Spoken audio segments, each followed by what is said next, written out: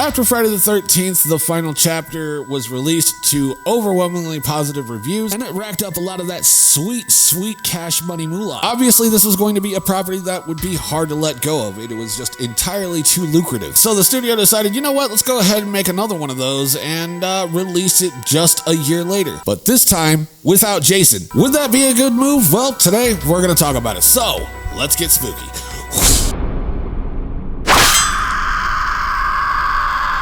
Greetings, everyone. My name is Nightshade. This is The Night Shift, a home for all things spooky, and today we're looking at Friday the 13th, A New Beginning, released in 1985. Now, whenever it comes to this film, it's pretty low on a lot of people's totem poles. I've seen a decent amount of people say that this is the worst one in the franchise, which I wholeheartedly disagree with. We will get to the worst one here shortly. Fuck. A lot of people just don't really like this movie, and the main reason for that being is that the killer is not Jason. Although the killer is very Jason adjacent. The fact of the matter is it's not actually Jason. No matter how, close the killer gets to being Jason, it's not the same. It's not kosher. It's not cool. But you know what? I think this movie is it's all right. It's not the worst. It's not as bad as everybody's making it out to be. It checks all the boxes. And if you're one of the people that hate this movie, go ahead and let me know down in the comments as to why. What is it about this film that bugs you? Let me know. I look forward to reading that. All right, enough of the yapping. Let's go ahead and get into the review. For this film in particular, I'm going to be breaking this down into 3 categories: the positives, the negatives, and the gray area. Let you know what I liked about this movie, what I didn't like about this movie, and what I am indifferent about. Then I will let you know what my favorite scene in this film is and exactly why it is my favorite scene. Then we will score this out of a possible 10 points and end the video. But here on The Night Shift, we always start things off on the bright side with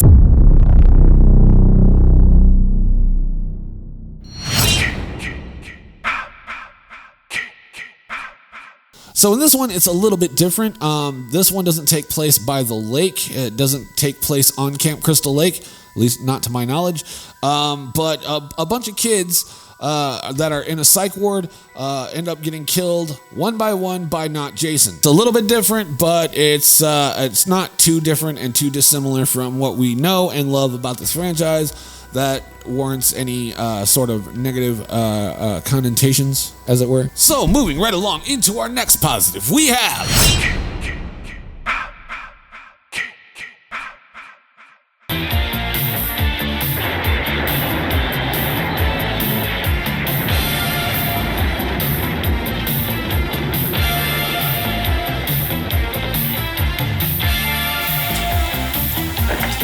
Yeah, I can't do the dance, but it looks sick as fuck whenever she does it. Violet actually really crushes those dance moves. They look really cool. So I just thought it was worth noting here, especially since on the last video we mentioned those dance moves as well. Except these dance moves don't have an embarrassing story attached to them. So there's that. So that's even more of a positive. Moving right along into our next positive, we have. Baby, hey baby, hey baby, ooh baby, ooh baby, ooh baby, ooh baby, ooh baby, hey baby. It's those damn enchiladas. But I love this scene for a myriad of reasons, and the main one is because if you can do this with your Pookie, your spooky Pookie, have yourself a duet while unleashing hell on a toilet. That's how you found the one. That scene just cracks me up every single time that I watch this film, and this was almost the #1 scene in the film, but I ended up putting that to something else, and we'll get to it when we get to it. But yeah, one of my favorite scenes in this film, and it had to be mentioned. I mean, could I not? A pooping duet. Could I not? I mean, I probably could not have, but it wouldn't be the same. So with the poop and duet up, we're all out of positives, unfortunately. So with that being said, let's go ahead and move into our next segment, which is not the negatives, but they're definitely not the positives. They're somewhere in between, and that's going to be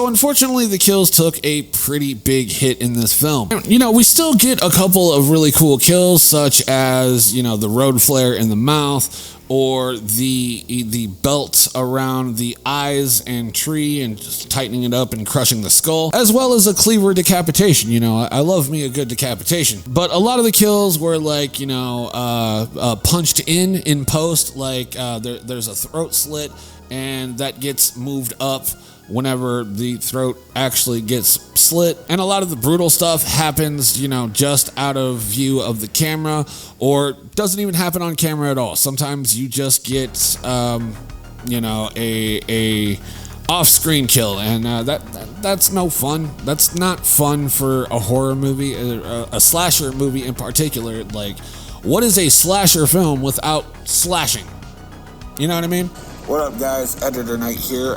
So I did have a little glitch in the audio where there was just no audio for a split second there, and it kind of fucked up the flow of the video. So I'm here to make a little bit of an addendum. To be said that the MPAA went really, really hard on this Friday film and most of the other Friday films that would follow this one. Just wanted to go ahead and correct that, and then we can move on to our next gray area, which is...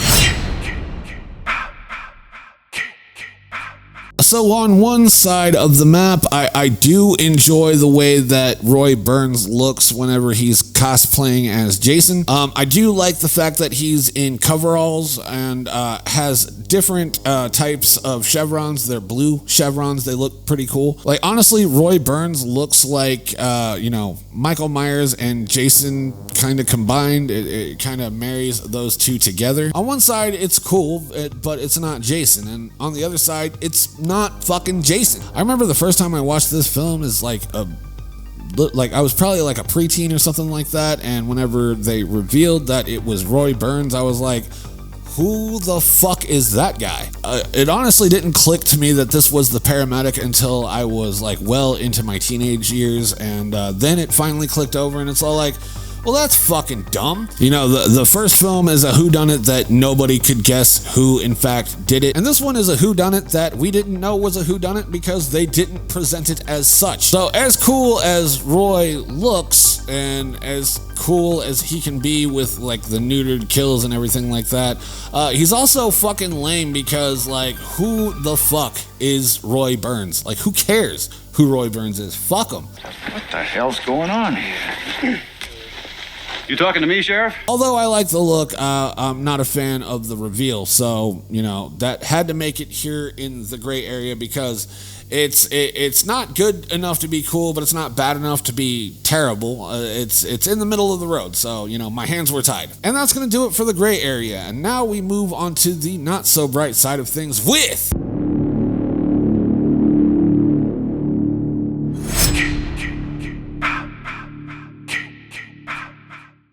So this almost ended up on the gray areas list, but the more I thought about it, the more of a negative it ended up being. So Tommy was a likable character in the previous film, but in this film, you know, they tried to make him out to be like a red herring, and one, not a good move in my opinion. It's not a wise decision to take a liked character and then make him somebody that you are suspicious of being a killer. Like, it just, for me, doesn't work. Not to mention, again, like I said, in the gray area, whenever you first watch this, you just assume that's Jason, so we don't know that this is a murder mystery.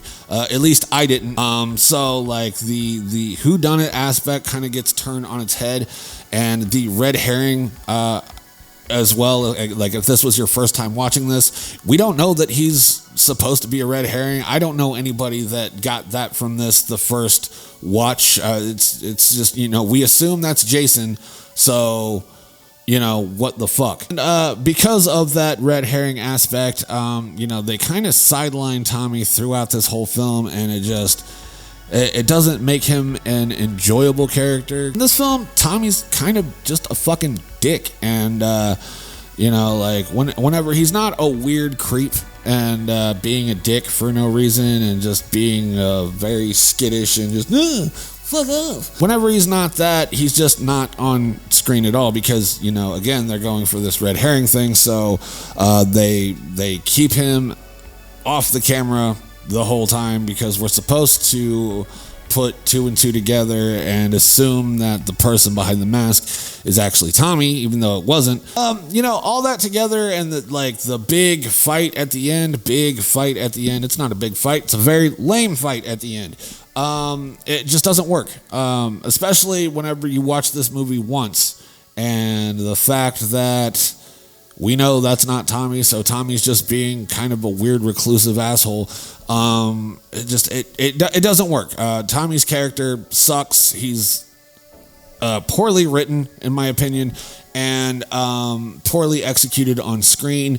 And I'm not a fan, and it sucks. Like it feels like a wrong move whenever you take a liked character and make them a dislikable character, and then, you know, try to pull the wool over the audience's eyes, even though they, you know, aren't expecting what you're presenting. So like, the whole thing is a mess, and it doesn't fucking work. And, you know, that's all I have to say about that. So that is just about going to do it for my negatives of this list, and that wraps up the whole review. So let's go ahead and move on to our next segment, which is...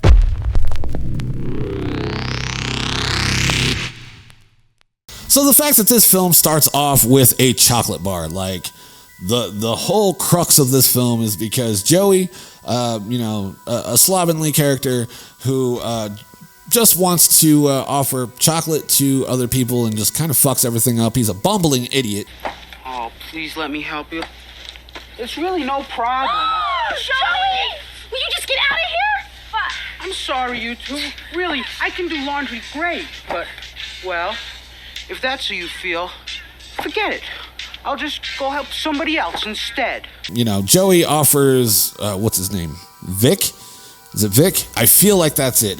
Correct me if I'm wrong in the comments below. He offers Vic, who's got a very extreme temper, and he's, you know, violently chopping wood, like aggressively chopping wood. You know, Vic, before I came here, I never had anything to do, me being an orphan and all. People always teased me about sitting around like some kind of pig or something. Offers him a chocolate bar, sets it down, and, you know, then they have a small back and forth. And Vic, like a rational human being would, hits Joey with an axe. Vic, want a bite? Here, I'll just put it over here. And later on, when you're hungry, you can have it. Well, if that's the way you feel... Forget it, Vic. Just forget it. But I think you're really out of line.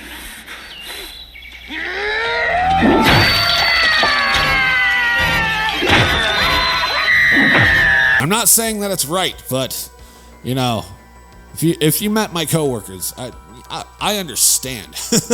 But yeah, no, I love that this whole ordeal starts off over somebody being annoyed over a chocolate bar, and that's why this is my favorite scene in the film. So that's going to do it for the review. So the only thing left to do now is score this out of 10. And whenever it comes to this film, I could give this a solid 4.5 out of 10. You know, like the main things that I come to this film for are good kills, which in this film have been neutered, decent plot, which is decent enough, a cool Jason, and this is not Jason, although Roy looks kind of cool in this film. For me, it's a solid 4.5, maybe even a 4, honestly, because, you know, without cool kills in a Friday the 13th film, you're just kind of watching bullshit. Alright, so that's just gonna about do it for me. If you liked the video, let me know by leaving me a like. Comment down below what you want to see on the channel next. I will do my best to accommodate, I really will. And until next time, my name is Nightshade. This has been The Night Shift, and I will see you in the next video. Stay spooky, my friends.